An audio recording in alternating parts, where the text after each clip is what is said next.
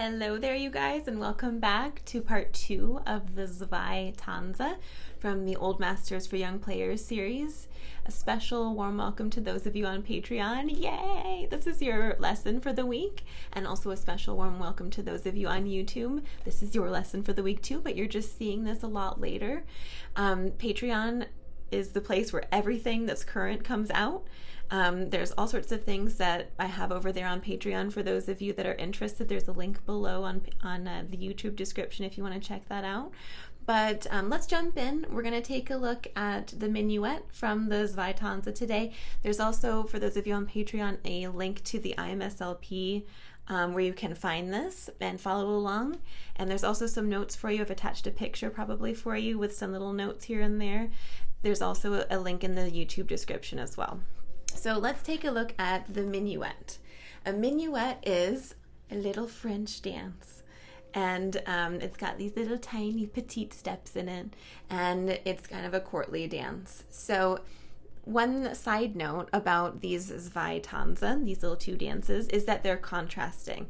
Last week we looked at the beret, which was in A major, but let's look at the key signature for the Minuet. Are there 3 sharps there? Are there any sharps there? No.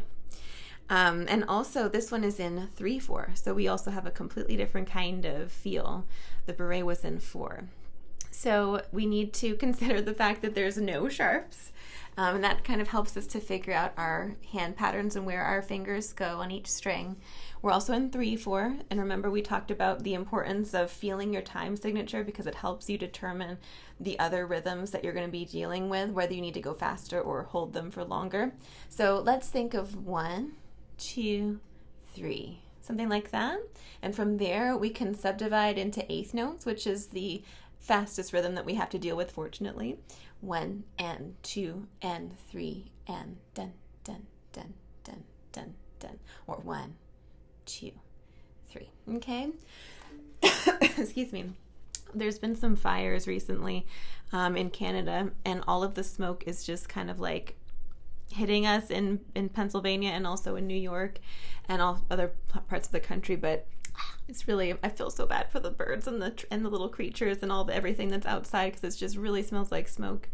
But anyway, let's send them some good vibes, and we're going to go back to this Minuet here. So the other thing let's look at is the dynamic.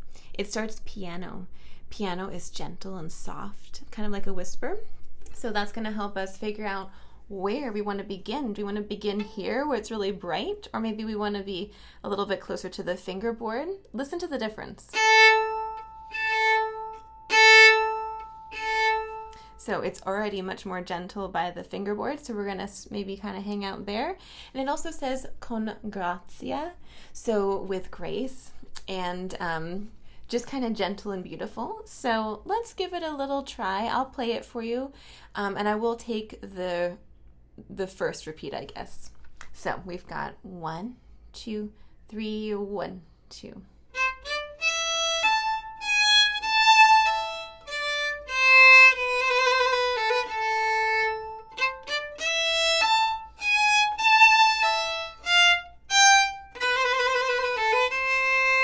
Back to the top.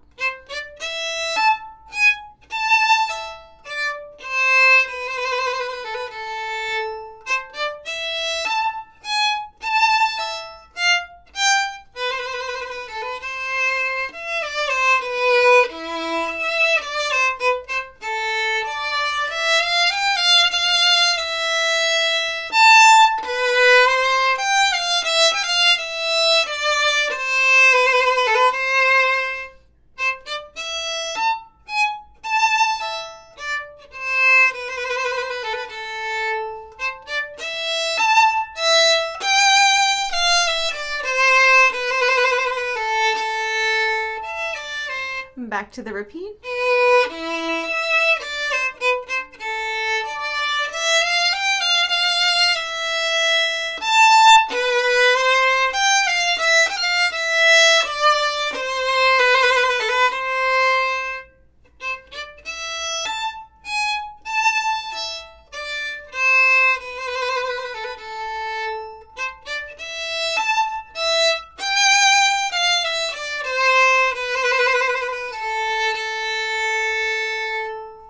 And then it says beret da capo. So we would go back to the top and go revisit the beret again with all the repeats.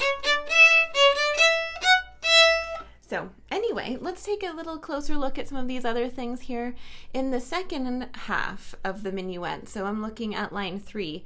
There is forte, which is loud. So I'm using a lot more bow there. And it also says poco largamente. So we're going to slowly like broaden the stroke and slow down maybe just a little bit, so it's a little bit out of time. And then there's a decrescendo to piano a couple measures later, back to that gentle and soft sound that we had. And then it says a tempo as well. So we're going to go back to that original tempo dun, dun, dun, dun, dun, that we had started with. So just pick up the tempo there again. The last line, we also have a poco rit, where we're going to slowly slow down there. And then we've got some little decrescendos. We do a little repeat back to the middle-ish of the second half there. Let's look at the last measure of the entire piece here. So in the second ending, there's a little symbol that looks like this, a little curve, and then there's a dot in the middle of it. This is called a fermata, and that just means you're going to hold it a little bit longer than maybe it's actually supposed to be held for, so you're just going to hold it a little bit. And then beret da capo. So let me just play you the last line of the minuet. I'll take the second ending, and then I'll show you how it would sound to go back to the beret. So here's that last line.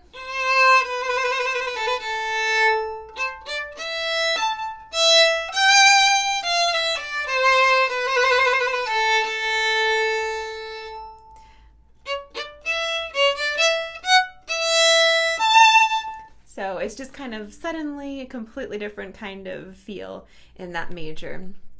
Is there anything else? Oh, there's one other detail I forgot to mention. In the second half, we've got some accents. Let's find the very first accent. I see one in the second line, second measure. It's that little kind of greater than sign. When we do an accent, you're going to be using your first finger to press down on the bow. Press. So you get a little grab. And are there any other little details here? If I've forgotten to mention something, let me know. But I think that that's going to be the practice for this week. Maybe I'll give you a little tempo to strive for. So the minuet, 1, 2, 3, 1, 2, dun dun dun dun dun dun. Dun, dun, dun. So maybe like around 100. By the way, there's this wonderful function on this metronome here. You see the tap.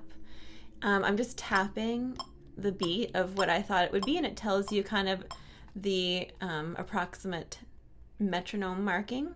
So that's always helpful. That way you don't kind of have to guess and scroll through it. You can just kind of tap the beat that you feel, and it'll tell you what that is.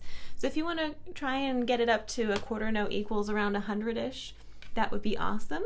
And don't forget that these little etudes come with piano music, and you can go befriend a pianist and play these together, and it'll be absolutely gorgeous. You can even maybe play at your church, or you can find a fabulous corner to play on, or in a coffee shop, or in a magical store or something, and that would be just fun to go and share the gift of music.